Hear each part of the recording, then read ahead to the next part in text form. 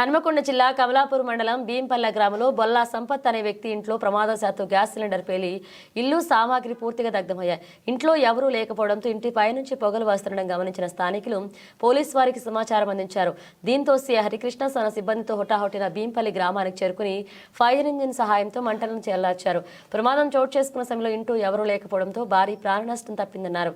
Gas cylinder పేలడంతో Sampath అనే వ్యక్తి పక్కన ఉన్న ఇంట్లోకి ఫ్రిడ్జ్ ఇతర సామాగ్రి దగ్ధమయ్యాయి. సుమారు 50,000 రూపాయల ఆస్తి నష్టం జరిగిందని బాధితులు తెలిపారు. ఈ సందర్భంగా సి హరికృష్ణ మండల ప్రజలకు పలు కీలక సూచనలు చేశారు. ఇంట్లో వంట చేసిన అనంతరం గ్యాస్ రెగ్యులేటర్ మరియు పైప్ కనెక్షన్స్ సరిచూసుకోవాలన్నారు. ఏదైనా ప్రమాదం జరిగితే తక్షణమే 100కు డయల్ చేయాలని సి హరికృష్ణ సూచించారు.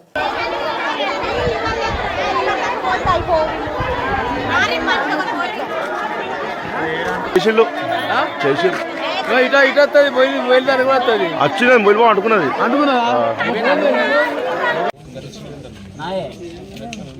ఉన్నాయి 7 సిలిండర్లు ఉన్నాయి నాకు 7 ఉన్నాయి.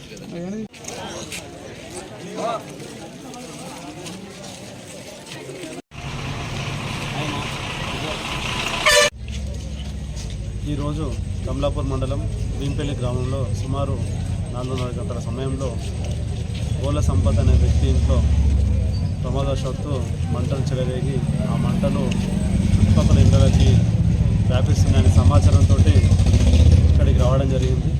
వచ్చిన తర్వాత వచ్చే క్రమంలో ఫైర్ ఆఫీసర్ కూడా ఇన్ఫర్మేషన్ ఇవ్వడంతో జమ్మిగుంట నుంచి ఫైర్ సిబ్బంది కూడా వచ్చేసి ఇక్కడ పూర్తిగా మంటల్ని అదుపులోకి తీసుకురావడం జరిగింది.